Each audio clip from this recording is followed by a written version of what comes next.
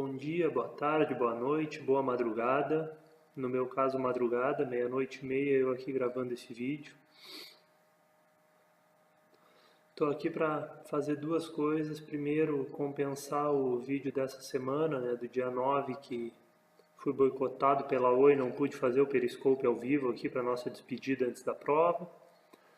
E em seguida vou finalmente concluir a gravação das perguntas que faltaram lá do vídeo de 25 de abril. Muita coisa para responder aqui, vamos direto ao ponto. Com as dúvidas. Dia 9 de maio. Questão número 1.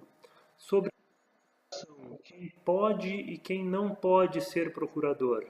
A pessoa física pode ser procurador de quantos beneficiários? Está regulada lá nos artigos 159, 160 do regulamento, do decreto 3048, tá? A pessoa pode ser procurador, tendo apenas duas exceções, lá no artigo 160 do regulamento. Os servidores públicos civis ativos e os militares ativos, salvo se parentes até segundo grau, ou seja, eu, como servidor público, posso ser procurador junto ao INSS da minha esposa, dos meus pais ou dos meus filhos. Tá? Não podem ser procuradores os incapazes para os atos da vida civil. Lógico, quem não tem capacidade de realizar atos em seu próprio nome, menos ainda terá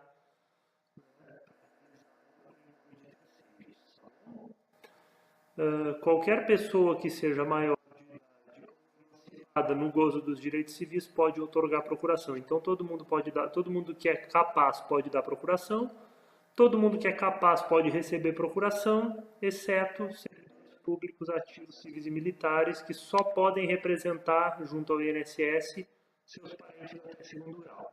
Tá? A pessoa física pode ser procurador de beneficiários, atos administrativos, requerimento de benefícios, prestação de informações. A legislação não impõe restrição, tá? Eu posso ser procurador de 50, 100, 200 pessoas para a realização destes atos administrativos junto ao INSS. Mas para recebimento de benefícios, a legislação só permite uma procuração por pessoa. Para fins de recebimento de benefício, uma única pessoa. A exceção se dá no caso de sanatórios, asilos e outros estabelecimentos congêneres em que os representantes dessas entidades podem sim receber procuração para receber os benefícios em nome dos internos. Tá? Isso está no artigo 159, caput do regulamento. Questão número 2. É verdade que o segurado especial é o único que pode acumular o benefício de auxílio-acidente com a aposentadoria? Isso, tá? Para os segurados em geral, a renda do auxílio-acidente integra o cálculo do benefício. Então, o valor do auxílio-acidente entra lá no cálculo, vai ser somado ao salário de contribuição para fins de cálculo de aposentadoria. Tá? Quando esse segurado urbano se aposentar, quando esse trabalhador que não é segurado especial se aposentar, a renda do auxílio-acidente, o valor que ele recebia de auxílio-acidente, vai influenciar o cálculo da sua aposentadoria. Não vai ter uma relação direta, não vai ser a soma da renda da aposentadoria com a soma do auxílio-acidente, mas indiscutivelmente vai haver um impacto decorrente desse benefício. E como que, por uma questão de isonomia, como que se poderia fazer isso em relação ao segurado especial, que nós sabemos que não tem um cálculo de benefício? Isso, o regulamento, no artigo 36, parágrafo 6º, traz o seguinte: para o segurado especial que não contribui facultativamente, posto no inciso 2, ou seja, essa regra de considerar o auxílio acidente como salário de contribuição, será aplicado somando-se ao valor da aposentadoria, que é um salário mínimo, a renda mensal do auxílio acidente vigente na data de início da referida aposentadoria. Vejam bem, ele não vai continuar recebendo aposentadoria e auxílio acidente. Ele vai receber a aposentadoria e ao valor da aposentadoria será somada a renda do auxílio acidente vigente na data do início da aposentadoria. Tá? Nessa hipótese, ele não vai receber um salário mínimo. Ele vai iniciar recebendo um salário mínimo e meio. Como este benefício total supera o salário mínimo, ele está sujeito aos reajustes normais aplicáveis a todos os benefícios superiores ao mínimo. Não vai haver acumulação de aposentadoria e auxílio acidente. O que vai haver é soma dos rendimentos. Essa foi a forma encontrada pelo legislador para aplicar para o segurado especial a regra segundo a qual o auxílio acidente deve refletir no cálculo da aposentadoria. Está entendido? Vai. Questão 3. É verdade que o cálculo do salário de benefício do auxílio-doença é feito 2 cálculos?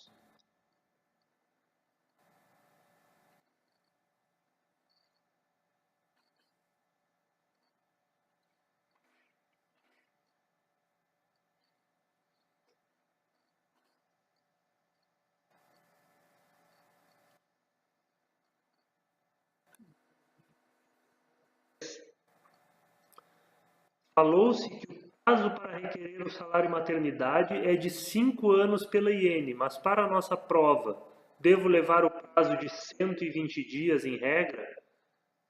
Não, gente, 120 dias é o prazo de duração do salário maternidade. O prazo para requerer é de 5 anos, tá? Eu seria mais preciosista, eu diria que o prazo para requerer é de 5 anos e 4 meses, porque aí sim, passados 5 anos e 4 meses, a segurada não teria mais direito a nenhuma prestação, nenhuma parcela do salário maternidade, tá? Com apenas 5 anos, ela ainda poderia ter, em tese, direito a receber 3 meses ou 2 meses do benefício. Mas não é assim que está lá na IN. A IN diz que o salário maternidade só pode ser requerido até 5 anos após o fato gerador, que é o parto. Então é isso que nós temos que entender. Tá? Sobre fator previdenciário, veja se entendi certo a sua explicação. Esse caso é meio complicado mesmo, né? Isso aqui se refere à dúvida que eu tirei no último vídeo, tá? Da diferença que eu enxergo entre o salário de benefício e a renda mensal do benefício. Salário de benefício da aposentadoria por tempo de contribuição e da aposentadoria por idade sempre sofre incidência do fator previdenciário, tá?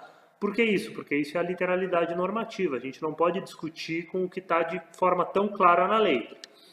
Mas o fator previdenciário agora é facultativo. Sim, ele é facultativo e isso é uma regra de cálculo do benefício, não de apuração do salário de benefício. Então surgiu essa dúvida aqui. Sobre fator previdenciário, veja se entendi certo a sua explicação.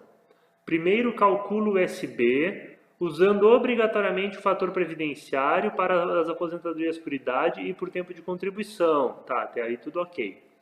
E depois, para calcular a renda inicial do benefício, pego esse salário de benefício e aplico na regra do cálculo da aposentadoria. Exemplo da aposentadoria por tempo de contribuição, 100% do SB, que foi calculado usando o fator previdenciário, multiplicado pelo fator previdenciário, é isso mesmo? Não, gente, não, pelo amor de Deus, não confundam isso, de jeito nenhum, tá? Não há como multiplicar 2 vezes o fator previdenciário, tá? O que tem que ser feito?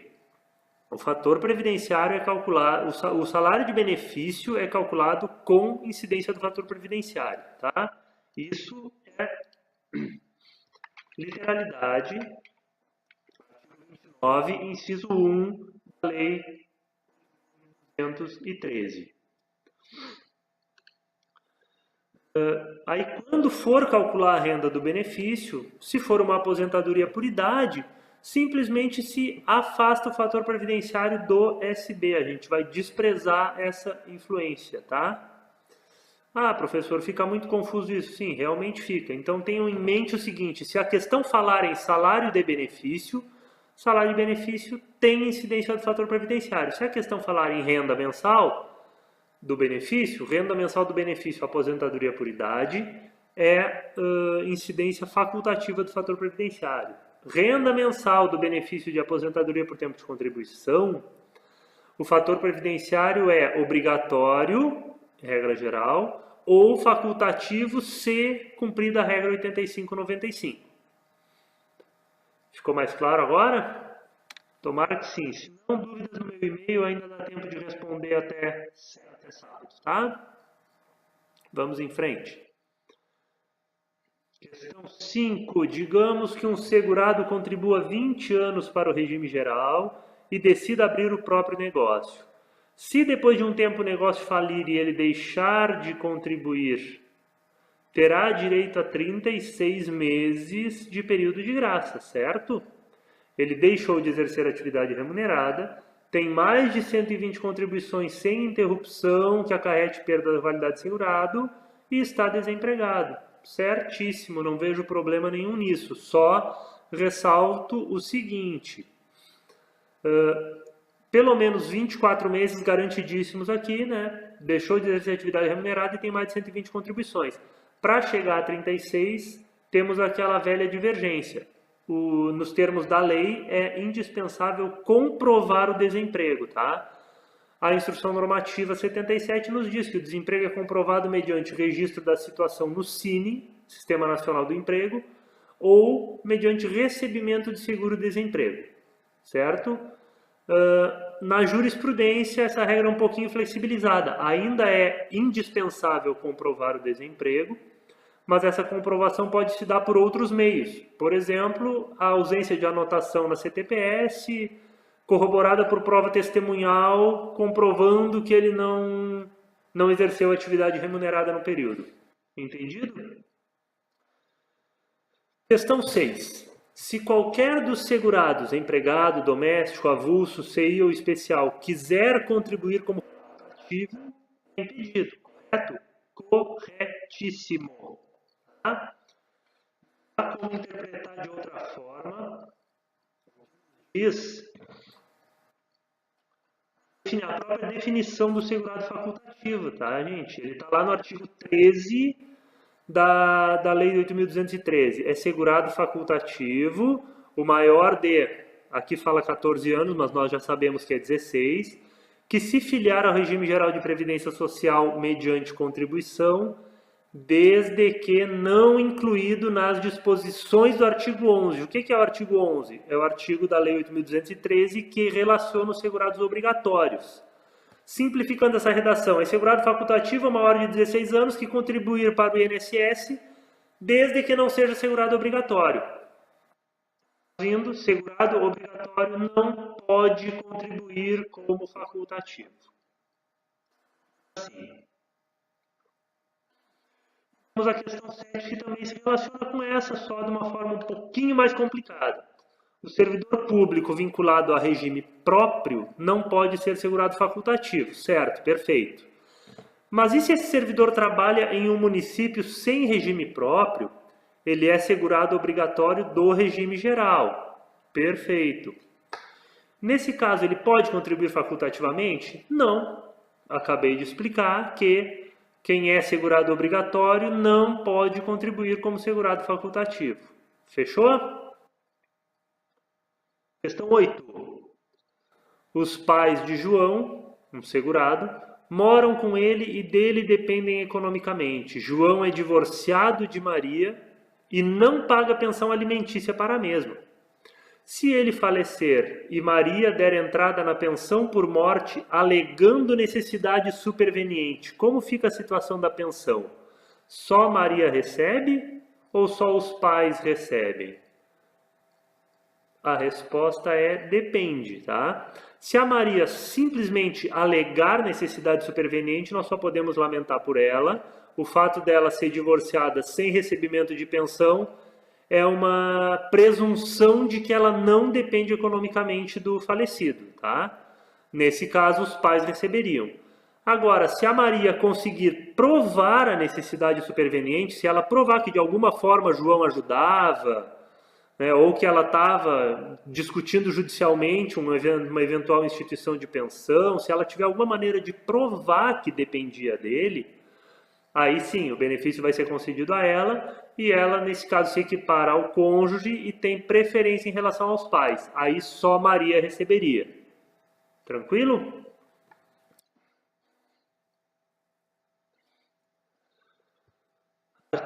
Questão 9. Artigo 101 da Lei 8.213 tem aquela redação que a gente conhece, que o segurado em gozo de auxílio-doença, aposentadoria por invalidez e o pensionista estão obrigados a submeter-se a exame médico, a processo de reabilitação profissional e tratamento dispensado gratuitamente, exceto o cirúrgico e a transfusão de sangue, que são facultativos. Aí vem a pergunta, essa obrigação tem limite de idade? Em termos, tem, tá? Era só passar um pouquinho mais para baixo na lei e chegar no parágrafo 1º desse artigo 101, tá? Ele diz o seguinte: o aposentado por invalidez e o pensionista inválido estarão isentos do exame de que trata o caput após completarem 60 anos de idade, tá? Então, tem limite de idade? Sim, tem limite de idade em relação ao exame, tá? Aos exames o exame pericial, no caso, né? Ele é dispensado de participar da perícia. A legislação traz outras exceçõezinhas ali no parágrafo 2º do mesmo artigo 101. Em algumas situações, a participação na perícia ainda seria exigida, se for, por exemplo, para comprovar a dependência de terceiros para fins de concessão do adicional de 25%. Tá? Vale a pena ler ali. Aliás, eu recomendo muito a leitura desses parágrafos do artigo 101. Na verdade, é muito provável que venham a ser cobrados na prova, tá bom? Sobre esse mesmo tema, recebi outra dúvida, que estava comparando justamente essa previsão da dispensa a partir dos 60 anos, que está na Lei 8.213, com o artigo 46 do regulamento, que não traz essa exceção. Tá? Esse é só mais um das dezenas de casos em que a Lei 8.213 foi atualizada e o regulamento não acompanhou. A pergunta é a seguinte: se a questão não explicitar a qual lei se refere, o que responder? Tá? Da redação da questão.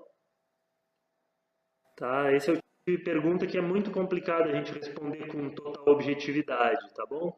Uma questão que fale da idade do segurado, por exemplo, seguramente está querendo que seja respondida seguramente ela vai estar se referindo a essa exceção do parágrafo 1º, ela quer saber se o aluno conhece isso. Se a questão não fala a idade, se vier um enunciado, por exemplo, dizendo que o segurado em gozo de auxílio-doença, aposentadoria por invalidez e o pensionista estão obrigados a submeter a exame médico a cargo da Previdência Social, eu marcaria correto nesse enunciado, tá? Por quê? Porque não é razoável e nem é o que se verifica na imensa maioria das questões um enunciado que esgote absolutamente todas as possibilidades e exceções. Tá? A gente não tem que entender que o enunciado tem que abranger todas as possibilidades, tem que excepcionar tudo que for exceção para que seja considerado correto.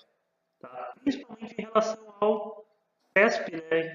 Para essa banca nós sabemos o incompleto não é necessariamente errado, né? Então eu consideraria correto esse enunciado, porque o segurado está sim obrigado, salvo se ele tiver mais de 60 anos, né? Então a imensa maioria deles está sim obrigada a participar da perícia médica. Não tenho como afirmar no momento, não posso dizer nada diferente disso. Legal até aqui, pessoal? Dúvidas vocês já sabem, no meu e-mail, tá? cassius.prev@gmail.com. Vamos lá, questão 11. Paulo pretende comprovar junto à autarquia previdenciária que trabalha em condições especiais que ensejariam a concessão da aposentadoria especial, mas está em dúvida sobre os períodos em que esteve em gozo de férias. Ele não sabe se serão considerados como tempo especial de trabalho. Pode-se afirmar, no caso, que os períodos de descanso determinados pela legislação trabalhista, inclusive férias, os de afastamento decorrente de auxílio-doença acidentário, serão considerados especiais, desde que Paulo, à data do afastamento, estivesse exposto aos fatores de risco considerados para a concessão da aposentadoria especial. Nossa! Como proceder diante desta questão?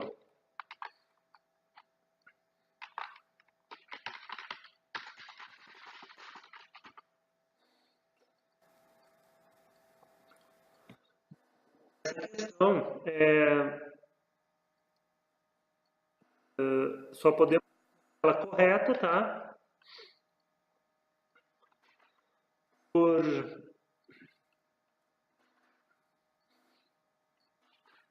essa regrinha aí de consideração das férias e período de afastamento como auxílio-doença são considerados tempo especial, é literalidade do regulamento, tá? Tá lá no artigo 65, parágrafo único da RPS, tá? Acho que não sei se a dúvida do aluno decorre do fato de que no parágrafo único do 65, além do auxílio-doença acidentário, estão a aposentadoria por invalidez acidentária e o período de percepção de salário maternidade, né? Volto a dizer, eu não consideraria o enunciado errado por conta disso, por conta dessa omissão, a menos que na sua redação pudéssemos entender que ele estava excluindo esses outros períodos, tá? Que não me parece o caso. Tá? Então, os períodos de descanso e os afastamentos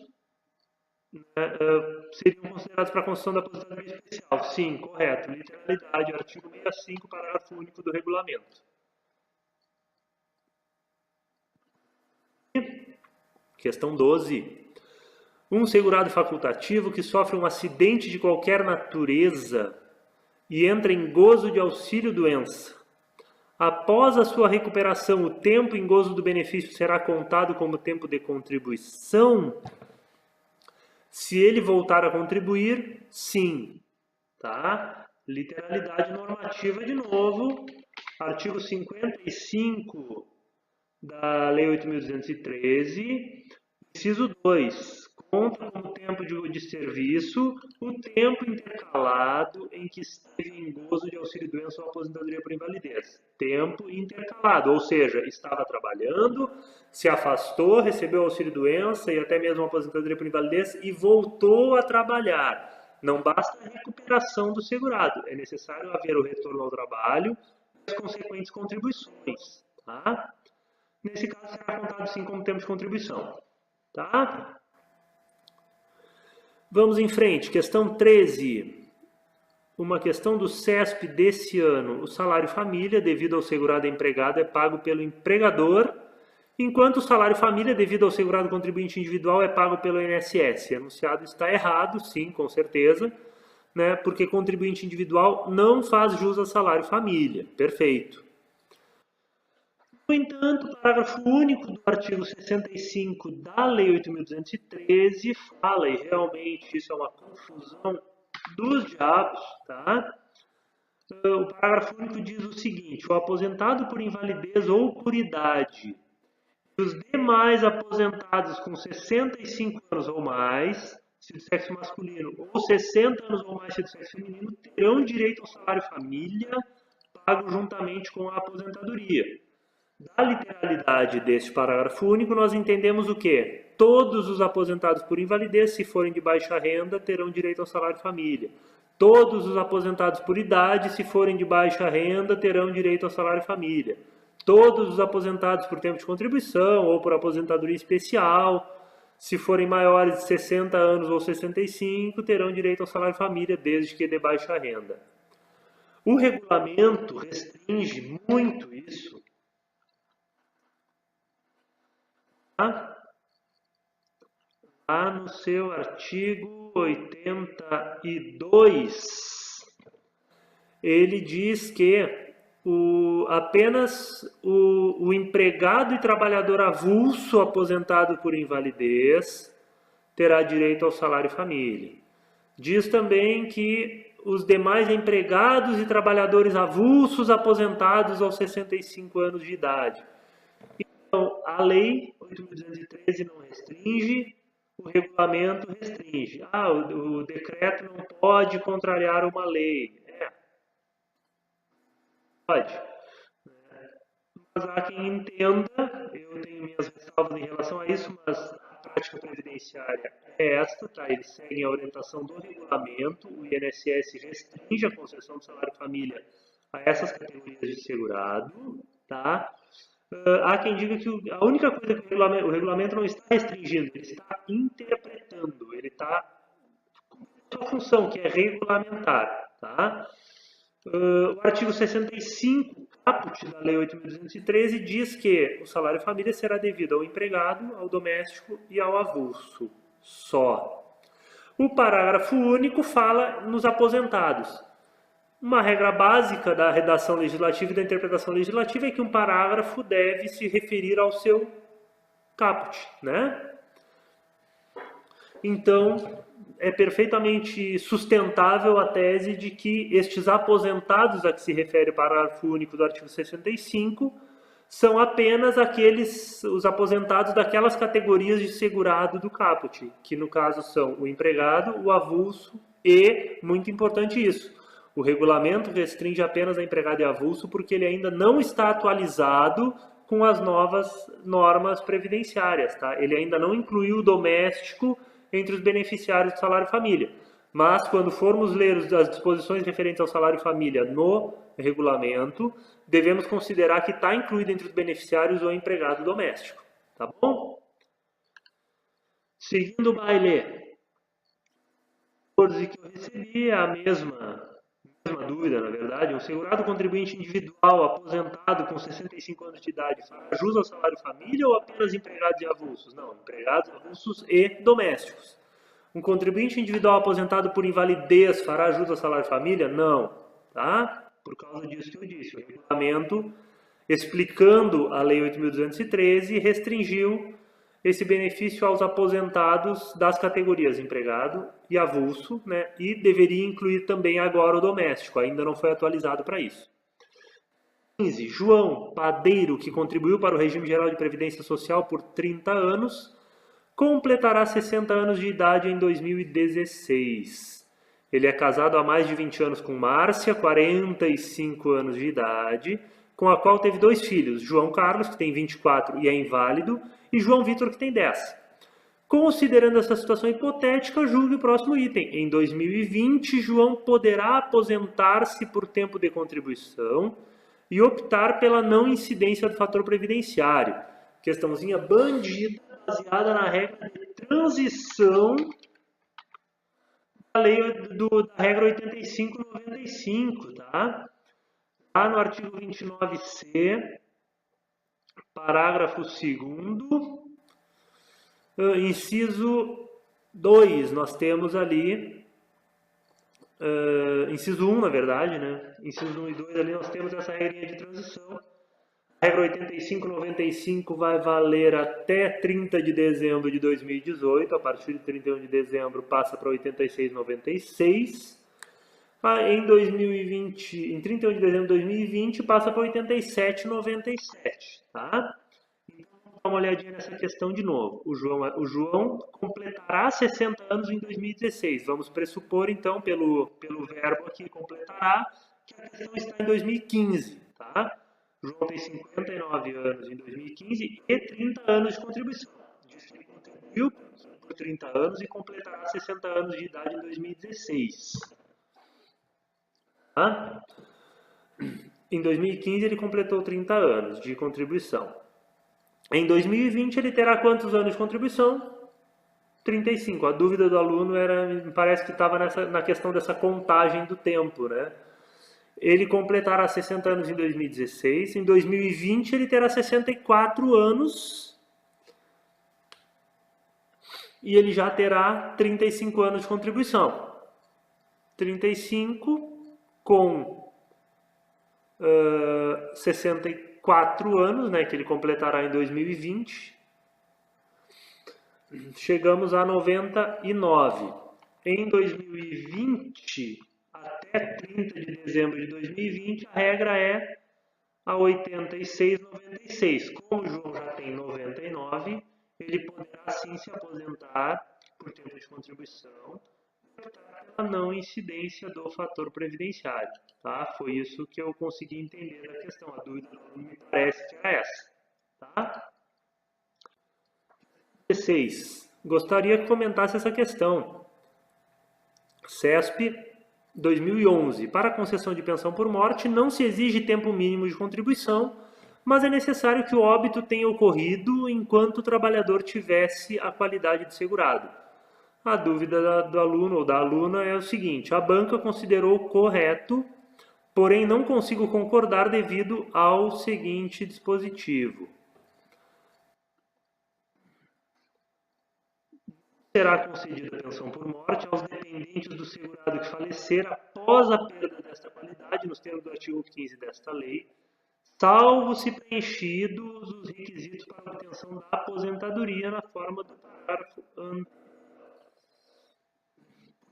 Então, o enunciado ser considerado correto, já que é possível, sim, a concessão da pensão após a perda da qualidade de segurado.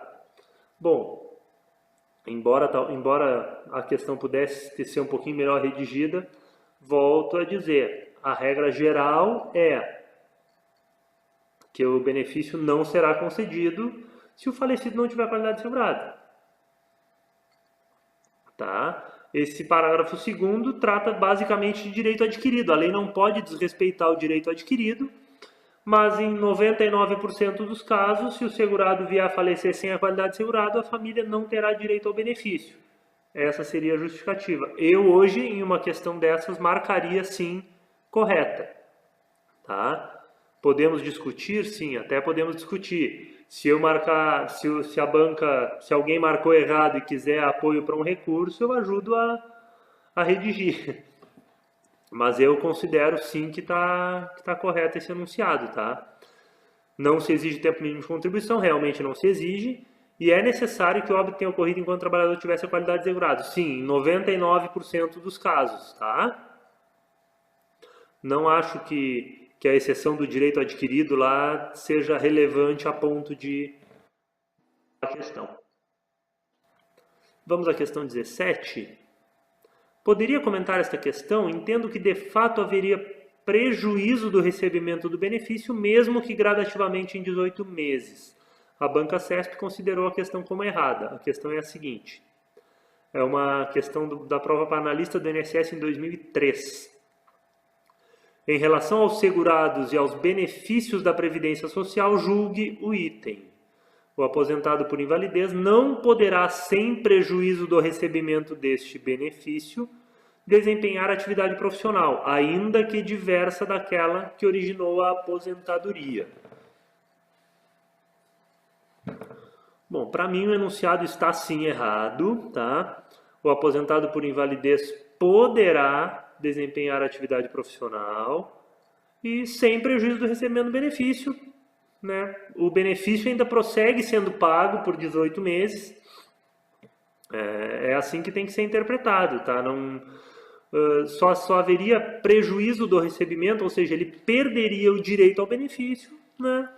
Se ele retornar à atividade voluntariamente, sem passar por uma nova perícia que o julgue apto ao trabalho. Tá? É isso.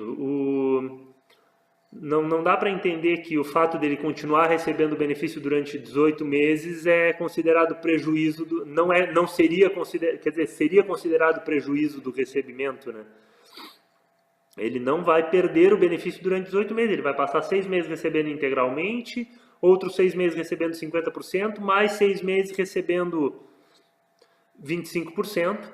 Só depois disso o benefício cessa, né? O enunciado não está afirmando que ele pode indefinidamente trabalhar e receber aposentadoria por invalidez, só está dizendo que ele pode voltar ao trabalho sem perder o benefício, e ele pode voltar ao trabalho sem perder o benefício, sim, cumpridos alguns requisitos, que o benefício vai se prolongar por determinado período. Ponto. É isso. É isso que o enunciado está afirmando. Nós temos que cuidar muito, gente, para não procurar pelo em ovo, tá? Para não procurar no enunciado informações que não estão sendo ali abordadas, tá? O que o enunciado está afirmando é: o aposentado por invalidez pode voltar a trabalhar e vai continuar recebendo benefício. Isso é verdade, tá? Ele não fala em prazo. Entendido? 18. O uso de EPI por trabalhador em condições de trabalho que dão direito à aposentadoria especial tira deles esse direito? Depende, tá? Pela legislação, não. Tá bom? Não há nas leis e no decreto nada que fundamente isso. O simples uso do EPI, tá? Na jurisprudência, o que se tem é o seguinte: o STF já tá pacífico, já está firme nessa posição. Se o EPI for comprovadamente eficaz para reduzir o dano, sim, retira o direito à aposentadoria especial, tá?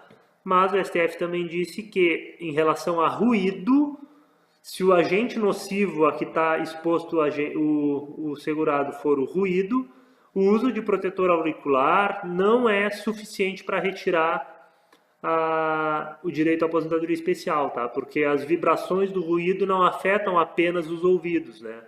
Afetam outros, pode afetar todo o organismo, né?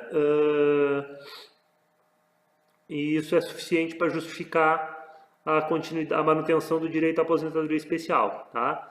Para os demais agentes nocivos não há nenhuma decisão específica, assim, a especificidade se dá apenas quanto ao ruído.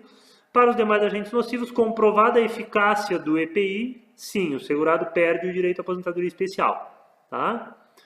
Questão 19. No final de 2015 foi criado o Ministério do Trabalho e Previdência Social. Dessa forma, para fins de prova, o correto é que o INSS é vinculado ao MPS ou ao MTPS. Bom, não sei se isso vai ser cobrado na prova, tá? Mas como a criação se deu antes do edital, vamos considerar a nova denominação do Ministério, Ministério do Trabalho e Previdência Social. Questão 20. Professor, estou em dúvida em relação à soma dos 12 meses no período de graça em caso de desemprego. Realizei algumas questões do CESP que, mesmo na questão não citando a comprovação da qualidade de desempregado, o acréscimo de 12 meses era dado. Como acha que devemos proceder no dia da prova? Eu também já vi questões do CESP em que, não citando a comprovação, o acréscimo não era dado. Vai depender do examinador que elaborar essa prova, tá, gente? Isso é extremamente complicado. O que eu sugiro? O que eu tenho observado é o seguinte: as questões em que ele não foi citada a comprovação, que eu me lembre, pelo menos das que eu vi, eram todas de provas de nível superior, carreiras jurídicas, AGU, magistratura, né? Para os quais o conhecimento da jurisprudência é pressuposto. E a gente sabe que para os tribunais a comprovação do desemprego pode se dar por outros meios, então não haveria necessidade da efetiva do registro no órgão próprio do Ministério, etc. e tal, né? Eu acredito que, se surgir na prova alguma questão relativa ao período de graça e ao desemprego, o examinador vai adotar a cautela, sim, de falar que houve registro no órgão próprio do Ministério ou que não houve o registro no órgão próprio do Ministério do Trabalho, tá? Porque a gente está falando de uma prova de nível médio. Provas de nível médio são, regra geral, muito embasadas na literalidade normativa. Mas se não houver menção a isso e de alguma forma muito clara constar no enunciado que o segurado permaneceu desempregado, por exemplo, né?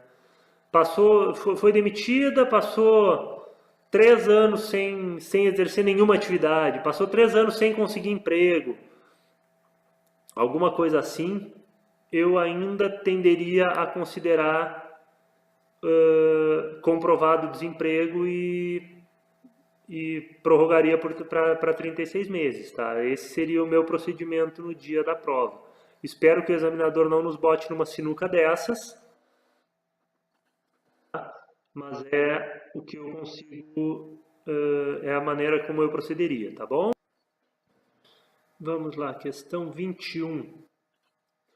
Pode uma segurada reclusa receber salário maternidade? E no caso dela ser de baixa renda, pode ela receber salário maternidade e seus dependentes auxílio reclusão ao mesmo tempo? Primeira pergunta é simples, a segurada reclusa pode sim receber salário maternidade, não tem absolutamente nada que impeça, tá? Mas se ela for de baixa renda e os seus dependentes estiverem recebendo auxílio reclusão, ela pode receber salário maternidade ao mesmo tempo? A legislação, as leis, a Lei 8.213 e o regulamento não impõem essa barreira, tá? O regulamento só diz, no artigo 167, parágrafo 4º, que o segurado recluso não faz jus a auxílio-doença e aposentadoria durante a percepção pelos dependentes do auxílio-reclusão, permitida a opção, desde que manifestada também pelos dependentes, pelo benefício mais vantajoso, tá? Então vejam que o regulamento não fala do salário maternidade. A Instrução Normativa 77, a prova, mas é uma fonte de consulta preciosa para nós, diz no seu artigo 383, parágrafo 3º, que o segurado recluso, ainda que contribua como facultativo, não terá direito aos benefícios de auxílio-doença, salário maternidade e aposentadoria, durante a percepção pelos dependentes do auxílio-reclusão, permitida a opção pelo benefício mais vantajoso.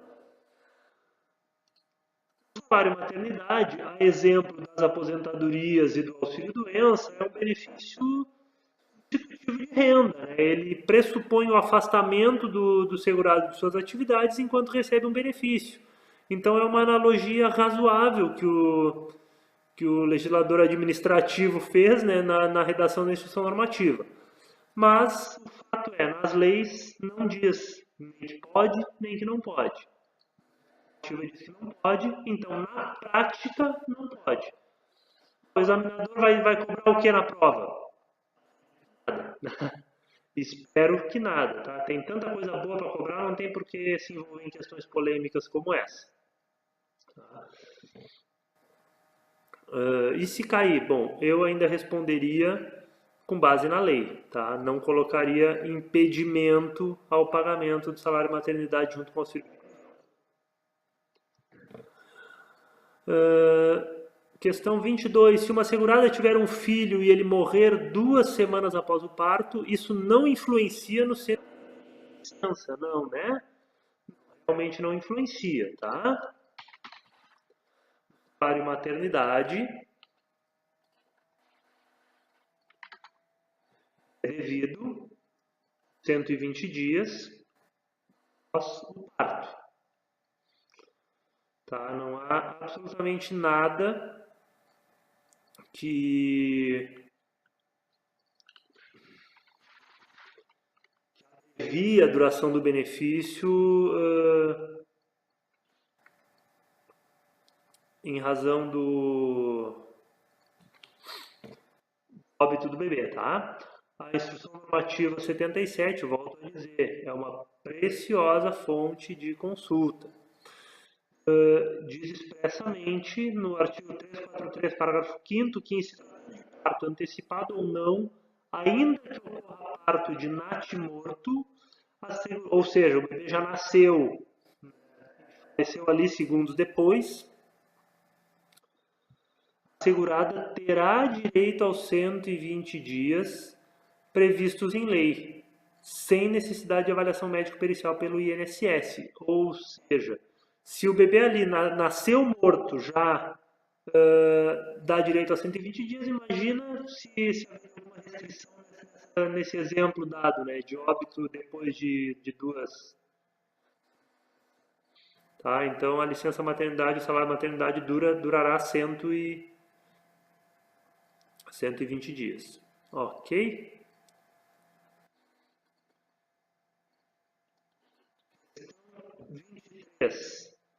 O auxílio acidente acumula com o salário maternidade? Sim.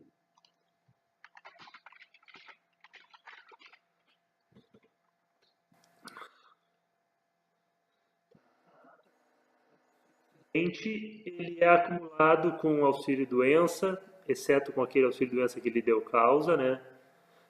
Se o auxílio acidente pode ser acumulado com auxílio doença decorrente de outra contingência, pode ser acumulado com salário maternidade, tá? As acumulações proibidas são aquelas que estão no artigo 167 do regulamento, tá? O segurado recluso pode estar recebendo auxílio acidente, os seus dependentes vão fazer jus ao auxílio reclusão. O auxílio acidente pode ser acumulado com salário maternidade, sim. Pode ser acumulado com auxílio doença, volto a dizer, se a doença que justificou esse novo auxílio doença for diferente da que resultou na concessão do auxílio acidente, e assim por diante.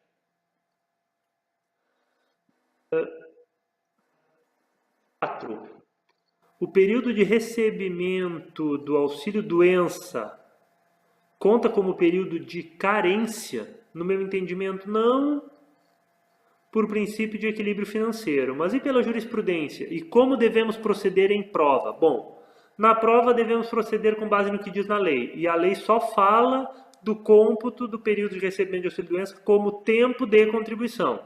Tá? A jurisprudência já está firme no sentido de que também conta como carência, porque não faz o menor sentido considerar tempo de contribuição, ou seja, um período contributivo, e desprezar isso como para fins de cômputo de carência. Tá?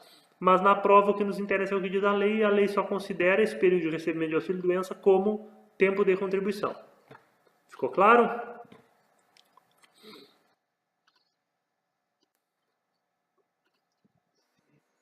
Questão 25. Situação hipotética.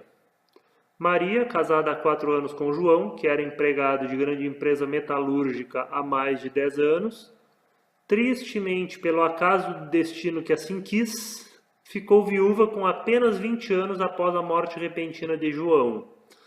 Com toda a tristeza envolvida, ela resolveu viajar e completar sua faculdade no exterior, voltando ao Brasil após 4 anos. Pois bem, Maria não sabia que tinha direito à pensão por morte de seu amado falecido João. Nesse caso, mesmo decorridos 4 anos, Maria poderá se inscrever no INSS e retirar a pensão que lhe é devida por 3 anos, já que na data do óbito ela tinha 20 anos.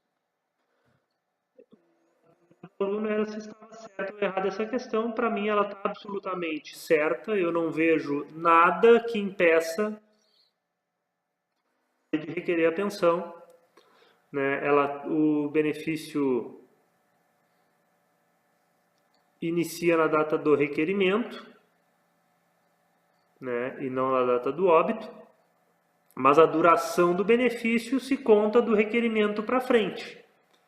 Tá? Não há absolutamente nada que impeça ela de exercer esse direito. O direito de requerer um benefício é imprescritível, né? Ela pode requerê-lo a qualquer tempo, mas a duração do benefício vai respeitar a situação vigente na data do óbito. Tá? Na data do óbito, a Maria tinha 20 anos, o benefício era devido durante apenas 3 anos. Ela vai requerer isso 4 anos depois, mas ela vai receber 3 anos para frente. Diz assim. Para encerrar essa sessão de tirar dúvidas, questão 26. Se um segurado contribuinte individual adoecer por 35 dias e efetuar o requerimento do benefício no 31º dia, o que ocorre? Receberá o benefício por 5 dias? E se fizer requerimento após os 35 dias, não recebe nada? Exatamente isso. Pode parecer cruel, mas existe um postulado clássico do direito, que eu não vou me arriscar a falar em latim aqui, mas a tradução é: o direito não socorre quem dorme. Né? É daí que derivam as normas de prescrição e decadência. Se a pessoa espera tempo demais para exercer o seu direito, é porque não tem interesse e o direito não precisa se preocupar com essas pessoas. Tá? Se ele está doente por apenas 35 dias e esperou mais de 30 para requerer o benefício, ele vai receber só os diazinhos que faltam mesmo. Né? E se ele fizer o requerimento depois dos 35, não há o que receber, porque a partir do requerimento ele já não está mais incapaz, não há sentido nenhum no pagamento do benefício. Tudo entendido, pessoal? Espero que tenha sido proveitoso aí. Se tiverem qualquer dúvida, mandem no meu e-mail, ainda dá tempo de responder alguma coisa. Tá? Em último caso, se o tempo apertar, eu faço mais um vídeo aqui, mesmo com os e-mails recebidos, mas por favor não mandem mais e-mails com dúvidas para a Periscope, que não...